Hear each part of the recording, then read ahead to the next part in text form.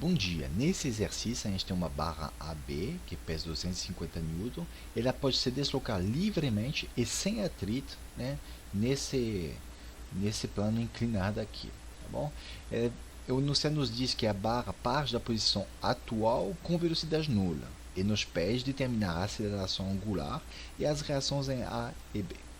Então, primeira coisa, né, visto que é um movimento plano vinculado, porque A só pode se movimentar nessa horizontal e B nesse plano inclinado, então um movimento plano vinculado, a gente tem em primeiro lugar que encontrar a relação cinemática do movimento. Então, para isso, né, a gente vai relacionar as acelerações do ponto A, do ponto G, do ponto B com a aceleração angular. Okay?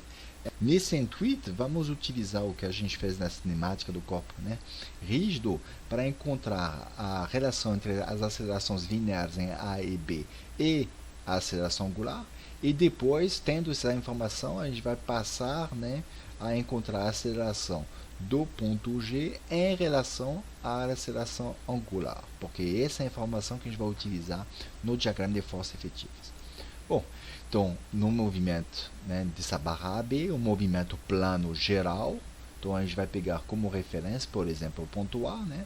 Como a gente disse no início, né, o ponto B só pode se movimentar ao longo do plano inclinado e o ponto A horizontalmente, então a gente sabe essas direções e sentido nas acelerações, e a gente vai descrever o movimento plano geral, né, com uma translação, como eu peguei o ponto A como referência, todos os pontos vão ter a mesma aceleração que o ponto A, e uma rotação em torno do ponto A, tá bom?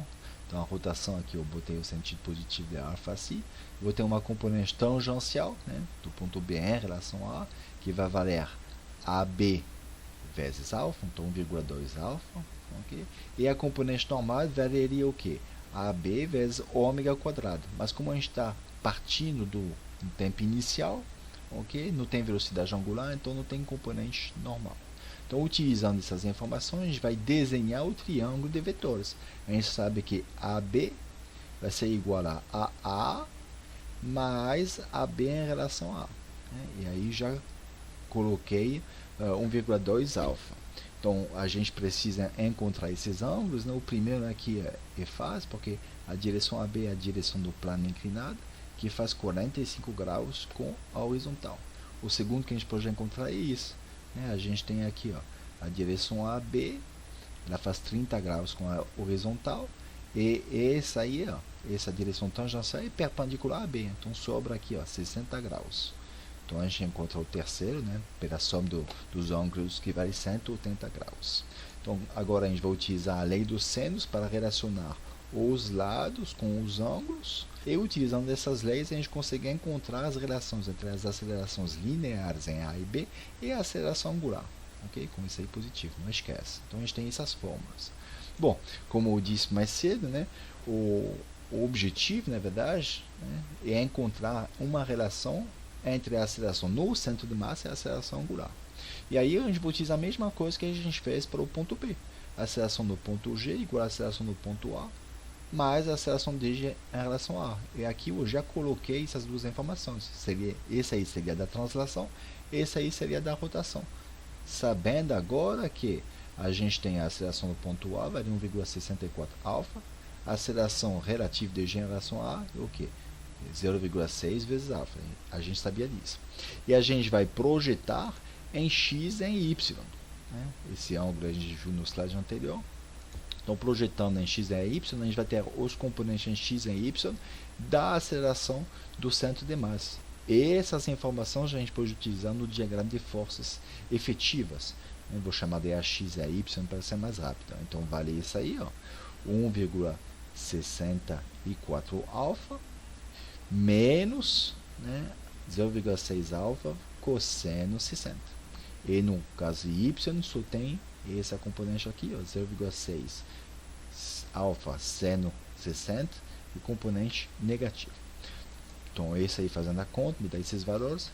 Então, em resumo, né, esse aí que a gente queria como resultado na primeira etapa, a gente sabe que a aceleração do centro de massa tem essas características. Uma componente horizontal, vai para a direita, deu 1,34 alfa, e uma componente vertical que vai para baixo de 0,52 alfa. Então, essas informações que vão ser úteis no diagrama de forças efetivas.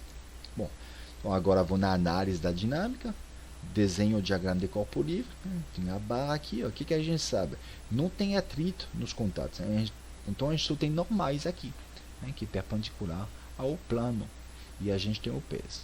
Eu já estou adiantando aqui, ó, o ângulo que a gente tem aqui, ó, como a gente tem esse ângulo aqui de 45 graus aqui faz 90, a gente já sabe que essa direção faz 45 graus aqui. Bom, agora no diagrama de força efetiva, vou preencher com as informações que a gente acabou de obter. Então a gente tem uma força efetiva horizontal, que vale MAX, sendo que a X tem essa relação com alfa, e uma força efetiva vertical que aponta para baixo, que vale MAY com essa relação. Além disso, tem o IG alfa aqui, ó, tem que ter o mesmo sentido que a gente utilizou para encontrar essas relações. E aí agora, utilizando esse sistema de eixo e o sinal positivo do momento igual a esse aí, eu vou poder trabalhar e aplicar as equações. Então, projetando em x, eu tenho aqui, ó, NB cosseno 45, não tem outras componentes, que vai ser igual a, só tenho essa componente, EM vezes 1,34 alfa.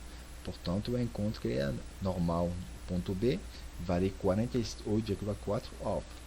Projetando em y, agora cuidado que y é positivo para baixo, então eu tenho menos NB seno 45 mais P menos NA é igual a M vezes 0,52 alfa. Então eu encontro uma relação entre NA e alfa. Enfim, vou utilizar a relação, a equação com os momentos. A gente tem um momento total em relação ao centro de massa no diagrama de corpo livre, que vai ser igual a IG alfa aqui. Então, no sentido positivo, como eu vou encontrar o momento produzido por essa força em relação ao ponto G? Primeiro, eu vejo que vai ter um sentido contrário, então vai ter um sinal negativo. Depois eu aplico a definição que a gente viu numa das primeiras vezes do momento. Para encontrar a intensidade do momento é o que?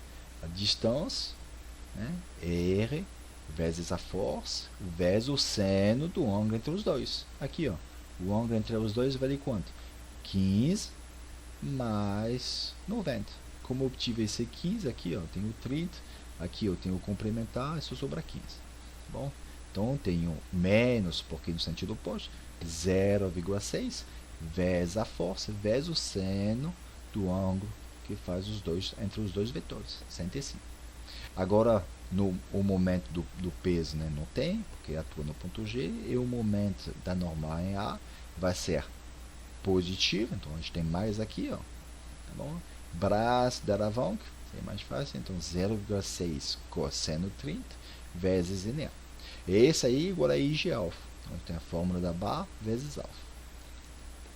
Então, utilizando essas informações e colocando os valores que a gente tem de NA e NB em função de alfa, a gente encontra a aceleração angular alfa, que vale 2,33 radianos por segundo quadrado, nesse sentido.